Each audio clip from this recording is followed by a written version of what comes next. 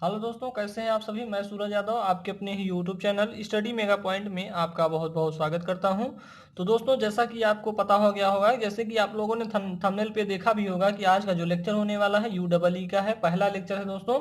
U double E का मतलब होता है utilisation of energy, utilisation of electrical energy. मतलब कि इसका मतलब यह है मेरे दोस्तों कि मतलब कि हम इलेक्ट्रिकल एनर्जी को कैसे यूटिलाइज करते हैं, इसके बारे में हमें सारी जानकारियां इस सब्जेक्ट में मिलेंगी।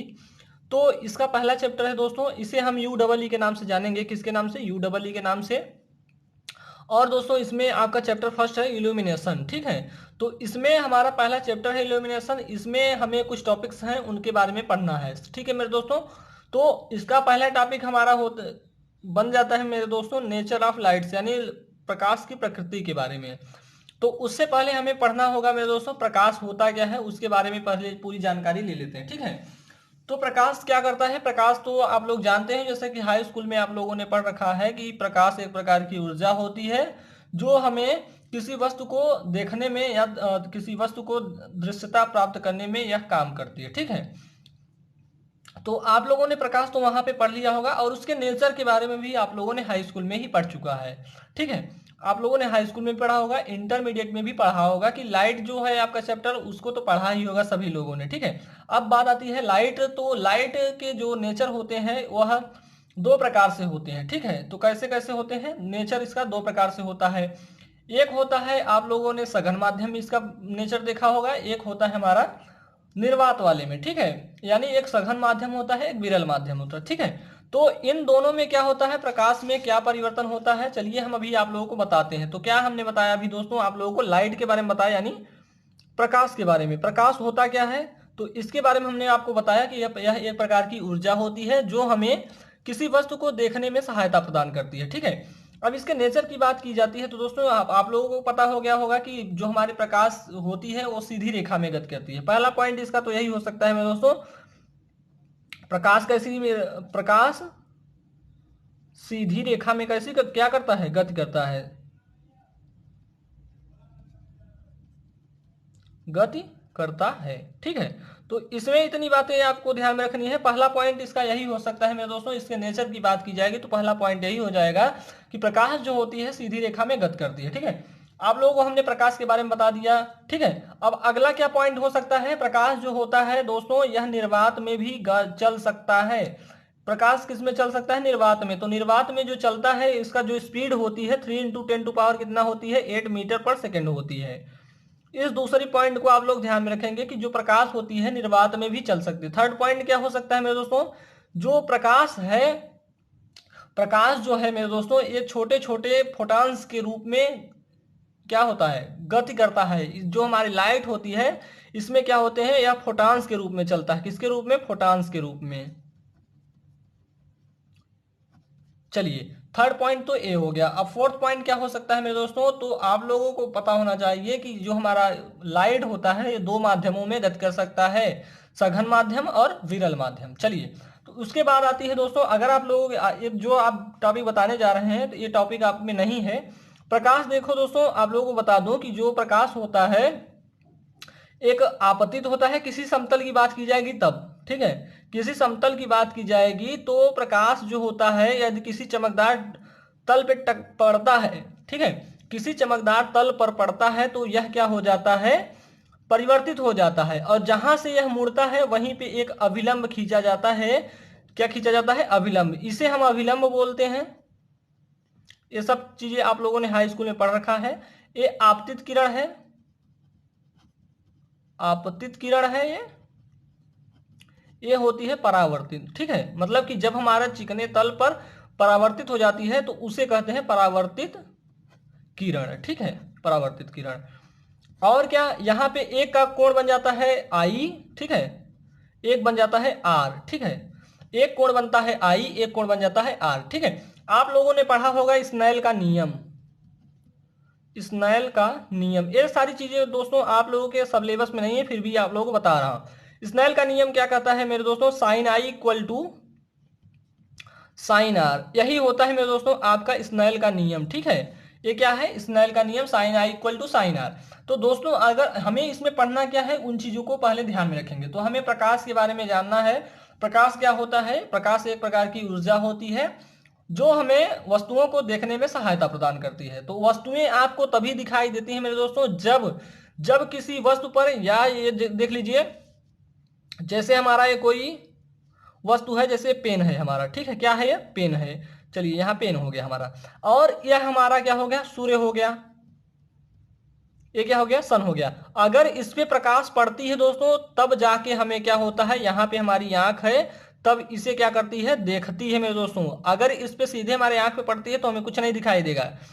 अगर पेन पे हमारा प्रकाश पड़ रहा है तो यहाँ से परावर्तित होकर हमारी आंखों पे जा रहा है, तभी हम वस्तुओं को देख पा रहे हैं। इस कॉन्सेप्ट को आप समझना, ठीक है। तो इन सभी चीजों के वजह से हमें कोई चीजें दिखाई देती हैं। चलिए दोस्तों, आपके सिलेबस के अकॉर्डिंग बातें करेंगे हम। तो आपके सिलेबस में जो दिया है उसको हम बात कर लेते हैं। पहला जो आपका लेक्चर है, पहला लेक्चर में आपको बताया जाएगा कि नेचर ऑफ लाइट, ठीक है, नेचर ऑफ लाइट। पहले लाइट के बारे में जान लेते हैं। यह उष्मा ऊर्जा का एक ऐसा स्रोत होता है या ऐसा रूप है जिसके द्वारा एक निश्चित मान तक जीव जंतुओं को दृश्यता प्राप्त होती है। प्रकाश कला, दृश्यता मतलब मेरे दोस्तों देखने में सहायता। तो जो हम आप लोगों को प्रकाश के बारे में बताएं तो वो भी है। अब देख लीजिए प्रकाश, देखिए वस्तुएं तो दो प्रकार से एक होती है प्रदीप्त वस्तुएं, एक होती है अदीप्त वस्तुएं। तो प्रदीप्त वस्तुएं वे होती हैं जो खुद के प्रकाश से प्रकाशित होती हैं। अदीप्त मतलब जैसे कि जो दूसरों के प्रकाश से प्रकाशित होती हैं। जैसे आप लोग वहां पे देखेंगे तो चंद्रमा। हाई स्कूल की बातें सभी की जा रही हैं दोस्तों। अभी जब आपके सिलेबस की बातें की जाएंगी तो वहां पे आप लोग थोड़ा ध्यान रखेंगे। चलिए यहां तक तो हो गई। अब प्रकाश के प्रकृति के बारे में जान लेते हैं। तो जो हमने अभी चीजें बताई हैं सारी चीजें यहाँ पे हैं, ठीक है। पहला पॉइंट है इसके निम्नलिखित प्रकृति, मतलब इसके निम्नलिखित गुण होते हैं। ये सारी चीजें प्रकृति में ही आएंगी, ठीक है, इसके नेचर में ही आएगी। पहला पॉइंट है इसमें प्रकाश एक विकिरण ऊर्जा है।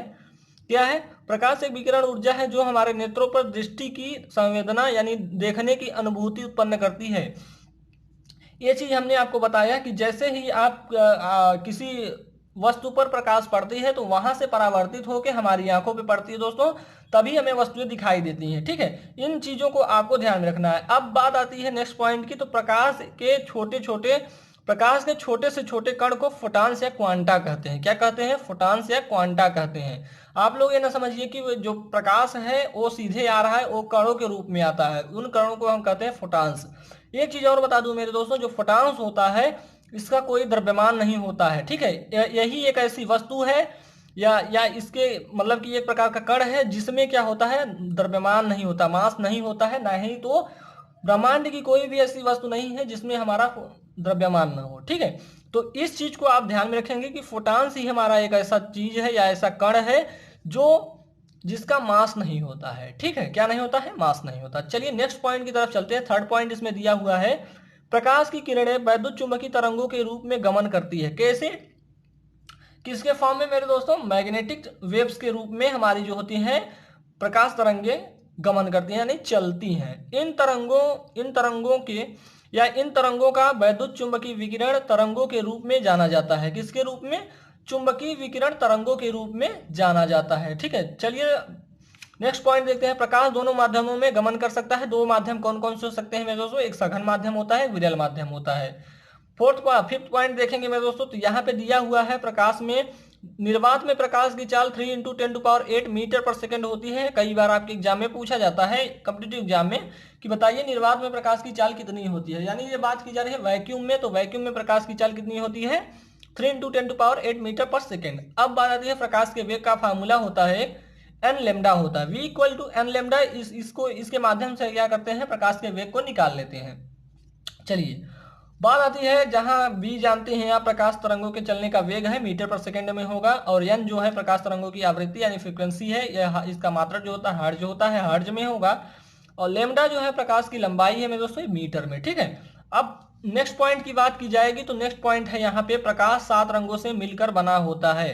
अर्थात प्रकाश किरणों में 7 रंग विद्यमान होते हैं। वो 7 रंग कौन कौन से होते हैं दोस्तों? चलिए हम आप लोगों को बता देते हैं। तो जैसे कि आप लोगों को बता दूं, आप लोग हमारे चैनल की जो प्लेलिस्ट है उसमें जाएंगे तो प्लेलिस्ट में एक टॉप जीके नामक एक बनाया गया है प्लेलिस्ट, उसमें टॉप जीके लिखा हुआ है। तो टॉप जीके में देखेंगे दोस्तों तो वहां पे बताया गया होगा कि ट्रिक के माध्यम से कैसे आप बताएंगे कि प्रकाश के किरणों में कितने रंग होते हैं। तो बैनी या पिनाला देखेंगे दोस्तों, तो वहां पे आप लोग जाके देख लेंगे, बैनी आह पिनाला, ठीक है।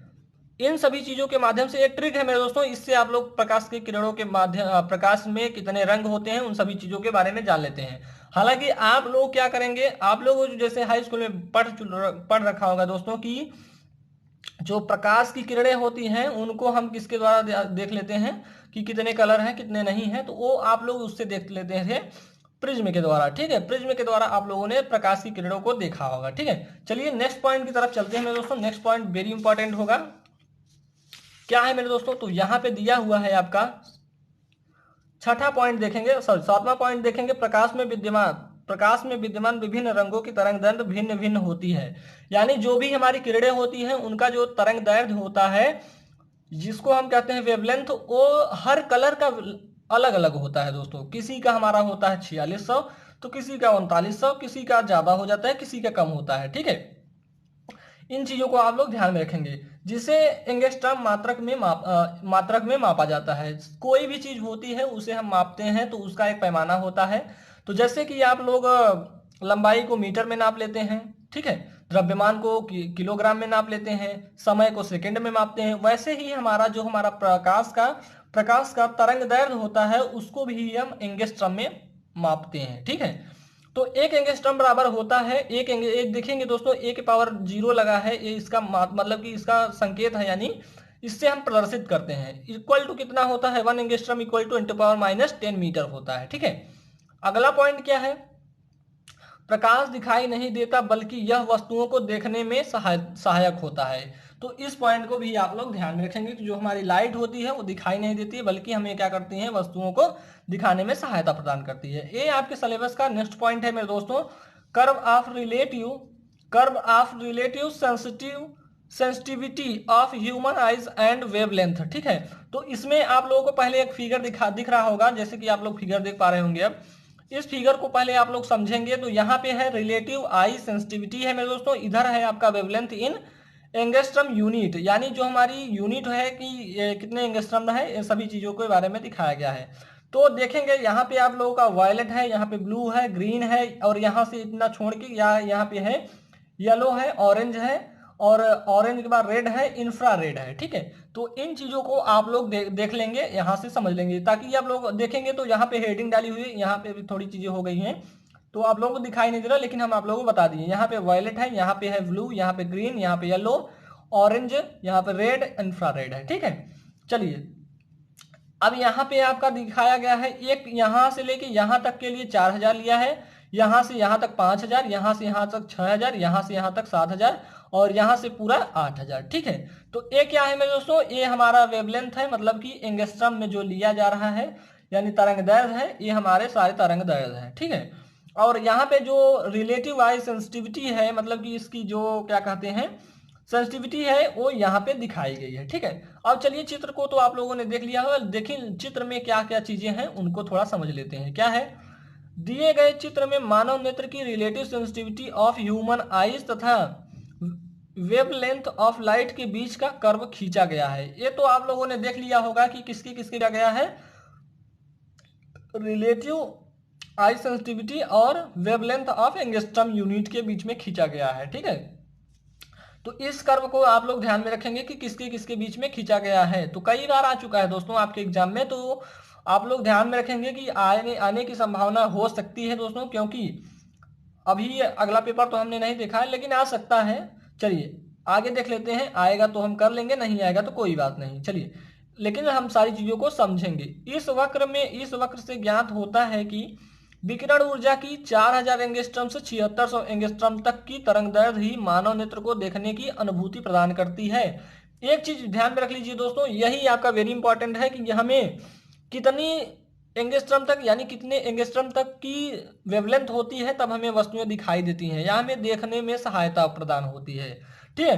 तो इस चीज को आप लोग ध्यान में रख लेंगे कि जो हमारा 4000 एंगस्ट्रॉम से 7600 एंगस्ट्रॉम तक होता तरंग, देखेंगे यहाँ पे 4000 से 7600 एंगस्ट्रॉम तक की तरंग दैर्घ्य ही मानव नेत्र को देखने की अनुभूति प्रदान करती है। इस चीज को आप लोग ध्यान में रख लेंगे। और आगे क्या है, इसलिए इसे लाइट वेव रेंज कहते हैं। ठीक है, लाइट वेव रेंज का मतलब होता है कि जो हमारे प्रकाश की जो रेंज होती है, कितने दूरी तक हमें दिखाई देगी, उसके बारे में बताया गया है। ठीक है, कि जैसे हमारा 4000 से 7600 एंगस्ट्रॉम है, वो उसकी क्या है, वेव रेंज है। ठीक है, वेव रेंज है लाइट की। आगे क्या है, इस तरंग दैर्ध्य के परास को प्रकाशीय तरंगे प्रकाशीय तरंगे विभिन्न तरंग दैर्ध्यों पर आधारित भिन्न भिन्न रंगों की अनुभूति कराती है, जो निम्न प्रकार से है। तो यहाँ पे आप लोगों को एक चार्ट बनाया गया है, इसको थोड़ा देख लेंगे और यहाँ पे सारी चीजें आपको समझ में आ जाएंगी कि कितने किस किस रंग का कितना कितना हमारा तरंग दैर्ध्य होता है। ये हो गया हमारा प्रकाश का रंग, यानी बैगनी रंग है, नीला रंग है, हरा रंग है, पीला रंग है, नारंगी है, लाल है। ठीक है, तो इतनी चीजों को आप लोग ध्यान में रख लेंगे। और यहाँ पे जो है एंगस्ट्रम मात्रक में जो हमारा वेवलेंथ है यानी तरंग दैर्ध्य है। ठीक है, चलिए बैगनी के लिए आप लोग देखेंगे, बैगनी रंग जो है 3900 से 4500 एंगस्ट्रम तक है। कितना है, 3900 से 4500 तक एंगस्ट्रम यहाँ पे होगा दोस्तों। एंगस्ट्रम यहाँ पे जैसे कि दिखाया गया है, तो यहाँ पे हम लिख देंगे तो कोई दिक्कत नहीं है। ठीक है, कोई दिक्कत नहीं है, ये हमारा एंगस्ट्रम में होगा सभी। चलिए यहाँ पे जैसे कि लिखा हुआ है, तो ये सभी चीजें एंगस्ट्रम में ही है, कोई बात नहीं, लिख देंगे तो बहुत ही अच्छी बात है। कितना, पहला बैगनी रंग के लिए सबसे कम होगा, किसके लिए सबसे कम होगा, पहला क्वेश्चन आपसे पूछा जा सकता है कॉम्पिटिटिव एग्जाम में कि आप बताइए कि सबसे कम किस कलर का वेवलेंथ होता है, तो आप लोग क्या कहेंगे, बैगनी रंग का। ठीक है, सबसे ज्यादा किसका होता है, लाल रंग का। तो लाल रंग यहाँ पे है, इसका देखेंगे तो 6200 से 7600 एंगस्ट्रॉम तक होता है। इस चीज को आप लोग ध्यान में रखेंगे। नीले रंग के लिए कितना होता है, 4500 से 5000 एंगस्ट्रॉम, और हरा के लिए 5000 से 5700 एंगस्ट्रॉम, और पीला के लिए 5700 से 5900 एंगस्ट्रॉम तक होता है। और हमारा जो नारंगी है या 5900 से 6200 तक, 6200 एंगस्ट्रम तक होता है। और जैसे कि लाल का देखेंगे तो लाल का सबसे ज्यादा होता है 6200 से 7600 एंगस्ट्रम। ठीक है, तो यही चीजें आप लोगों को यहाँ पे बताई गई है मेरे दोस्तों, कि यहाँ पे जो हमारी यहाँ पे देखेंगे कि जो विकिरण ऊर्जा की तरंगदैर्ध्य होती है 4000 एंगस्ट्रम से 7600 एंगस्ट्रम तक ही वस्तुओं, मतलब कि हमें मानव नेत्र को देखने के लिए अनुभूति प्रदान करती है। यानी मतलब कि कोई भी वस्तु जब तक हमारा 4000 से 7600 एंगस्ट्रम तक उसका वेवलेंथ नहीं होगा, तब तक हमें कोई भी वस्तुएं दिखाई नहीं देंगी। ठीक है, मतलब कि इतना वेवलेंथ होना ही चाहिए। ठीक है, आगे बात की जाए, आपसे क्वेश्चन पूछा जा रहा है, आप लोग जवाब देंगे कि जो आप लोग वहाँ सिग्नल्स में, जैसे कि रेलवे लाइन सिग्नल्स में देखे होंगे, तो लाल रंग का यूज किया जाता है, ऐसा क्यों, इसके बारे में आप लोग कमेंट बॉक्स में जरूर बताएंगे दोस्तों। तो चलिए आज के लिए इतना ही, कि आप लोग क्वेश्चन यही है कि जो आप लोग रेलवे लाइंस में जो सिग्नल्स होते हैं वहां पे रेड ही रंग को क्यों लगाया जाता है, इसके बारे में आप लोगों को बताना है। ठीक है, चलिए तो आज के लिए इतना ही, मिलते हैं नेक्स्ट लेक्चर में। आशा करता हूं कि आप लोग क्वेश्चन का जवाब जरूर देंगे, आंसर जरूर देंगे। कमेंट बॉक्स में प्लीज आप लोग जरूर आंसर दीजिएगा। चलिए तो आज के लिए इतना ही, मिलते हैं आपसे नेक्स्ट लेक्चर में, तब तक के लिए जय हिंद, जय भारत।